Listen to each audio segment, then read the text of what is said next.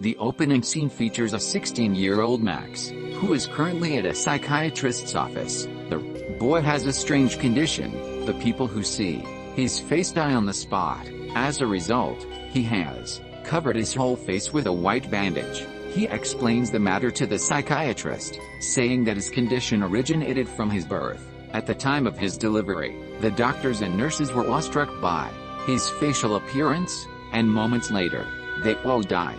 However, this is not a painful death but a happy and pleasurable death. His face is probably so beautiful that it causes a surge in hormones that immediately ends a person's life. Due to this, Max's parents had to move to a more secluded town. He is also homeschooled to protect himself and other kids. However, his rare ability makes him feel very lonely because the only people who aren't affected by this are his parents. The psychiatrist does not believe in his story, so he asks the boy to remove his sunglasses and bandage, and as soon as Max does so, he passes away. Not long after, the police boy show up, but they can't just arrest him for revealing his face. As a result, he is as usual released without any trouble. Back at home, Max is visited by his only friend, Dan. While having their lunch together, Max's parents ask Dan to sign up for some dating apps for Max so that he can start going out rather than staying inside the house, too, every day. Later on, Max asks his friend hit him with a brick and disfigure his face, which might disable his condition. However, Dan claims that it won't be effective, reminding him of how they tried that earlier with a hammer. When Max insists, his friend punches him hard on his face, causing his nose to bleed. Sensing Max's sadness, Dan sets up a date for him. On Valentine's Day, they meet a girl named Erica at a restaurant, but she is clearly uncomfortable by Max's appearance. In order to break the ice, he gives her a small gift, a self-sewn handkerchief with her name on it. He also tries to compliment her and flirt with her, but the girl seems uninterested. A short while later, they are interrupted by Erica's ex-boyfriend, Greg, who appears to be a tough, intimidating and aggressive man. He begins to make fun of Max's appearance and even assaults him physically with no apparent reason. Despite being humiliated in front of everyone, Max tries to meet Erica some other day, but she refuses and walks away. Because of all this, Max suffers a mental breakdown. He walks up to a bridge with the intention of committing the unthinkable, but before he can take such a drastic step, he is approached by a girl named Alex. She surprisingly suggests that he should go to a higher bridge if he really wants to die. Max angrily shouts at her for offering such advice to someone in a dire state. In response, Alex calmly says she knew that he wouldn't jump. As they converse, Max opens up about his problems and expresses his wish to live a normal life. Upon sensing his depressed life, Alex takes him to a retirement home where she volunteers at. There, she introduces him to her elderly friends, Esther, who battles Alzheimer's disease, and Rosemary, who has a terminal illness. They spend the entire day conversing with them, which cheers Max up. Before they part their ways, he asks Alex if they can meet again. Sadly, she turns him down and leaves. The next day, Max confides in Dan about Alex, and expresses his longing to see her again. Hearing this, Dan suggests that he go to the same spot where they first met and wait for her there.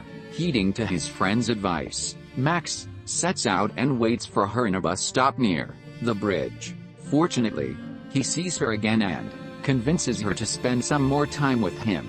Following this, the duo head to a store where they buy a lot of candies in order to fulfill one of Max's dreams of swimming in them. They then fill his bathtub with candies and sit on it. From this point onwards, the two start bonding. Max then shares his rare condition with her, but she doesn't seem to be affected, unlike others. In turn, Alex also reveals about her rare cardiovascular disease in which her heart enlarges whenever she shows or feels any emotions. She also shows him how she is wearing a device that monitors her heart every time, but since her condition is currently stable, she says that there's nothing to worry about. As days pass, they start growing closer and really seem to enjoy each other's company.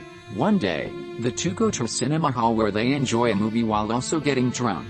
Later that night, Alex walks Max home and he invites her inside. While in his room, he asks her about the light bulb on her jacket. Alex explains it's a dangerous indicator that lights up when her condition worsens. Amidst their conversation, Alex removes his sunglasses and looks into his eyes. Max is scared that she'll die, but surprisingly nothing happens. Probably one has to see his full face turned up in such a fade. Just then, Max's parents return home and are elated to see their son finally having a girl. They also introduce an exchange student named Yushine, who will be staying with them until she finishes her studies. They tell Max to befriend her, but he doesn't appear interested in doing so. The following day, Max, Alex, Dan, and his girlfriend plan a forest camping trip. Max's mother asks them to take Yushine as well. The boy is hesitant about it, but upon continuous insisting, he agrees. Later, as they walk in the woods, Alex gets a minor injury. She scratches herself with a branch. Seeing this, Max tears a piece of his face bandage and wraps it around her wound. His action makes her feel loved, which actually isn't good for her heart. As night falls, they all set up a bonfire and camp. During this time, Alex expresses her wish to see Max's face, so he takes her under the blanket, covers her eyes with a bandage, and allows her to feel his face. The moment turns romantic and they end up sharing a kiss. In the next scene, Max and Alex visit the retirement home, only to learn that Rosemary is in a critical phase of her life. Seeing the old lady suffering a lot, Alex is unable to hold her tears, which is again bad for her health.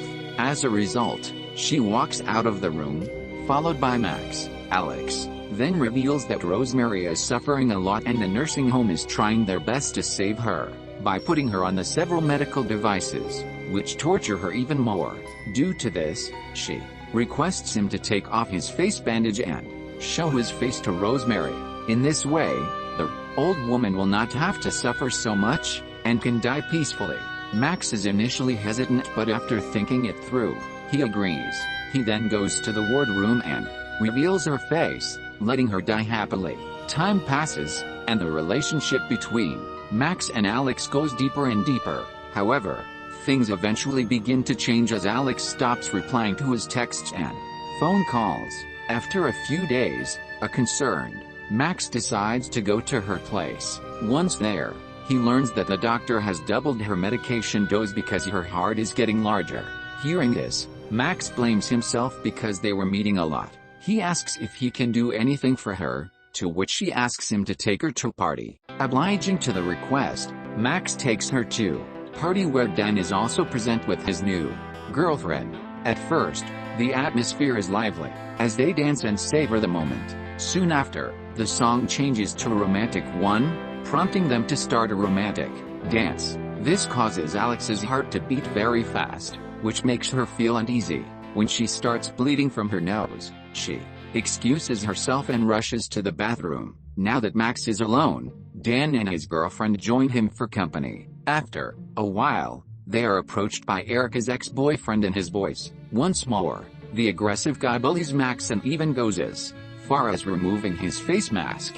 Dan's girlfriend happens to see his face, which leads to her tragic demise. Shortly after, the police arrive at the scene and arrest Max. While walking towards the police car, Max notices Alex being transported to the ambulances. Badly, her health seems to have deteriorated. After spending a day in prison, Max is somehow bailed out and he rushes to the hospital to see his lover. There, he learns that Alex was going to die. The medications she were only to suppress her emotions, but since she started to fall for him, she was willingly risking her life to experience emotions, due to which she stopped taking the medicines. Now that she is already on her final stage, she makes her last wish to see his face and die in peace. Max, who can't let her go, gets enraged by this and claims that she won't understand how to see someone die before him. He refuses to fulfill her request and storms out. Max returns home and tries to disfigure his face with a brick. However, his parents him and somehow manage to calm him down with a comforting hug. At the same time, Yushin's cat enters the room and sees his face. This causes it to die as well. From this day onwards, Max, who is upset by Alex's request, stops seeing her, and does not even answer her calls and texts. One day, Max meets with Dan and confides in him about everything that has been happening in his life. He reveals about Alex's critical condition and her request. Hearing this, Dan doesn't understand why he's ignoring her despite knowing that she is sick. He asks him to stay with her, pointing out that he might even lose the chance to bid her goodbye. His words seem to have the right effect on her, Max, and he eventually decides to meet. The next day, Max goes to the hospital and starts decorating Alex's ward room with all of his handcrafted creations. He also apologizes for staying away from her, confessing that he wasn't ready to face the possibility of losing her. Now that he understands her pain, he finally agrees to fulfill her earlier request. He then removes his face bandage and lies down beside her. Before looking at him, she leans forward and shares a romantic kiss. She then opens her eyes and looks at his face, but it doesn't actually kill her. However, it brings her joy that has a negative impact on her heart, causing her condition to worsen. Max immediately summons the doctors, who manage to stabilize her for now. He then stays by her side throughout the night, until she ultimately succumbs to her illness. In the next scene, we see the devastated Max attending Alex's funeral.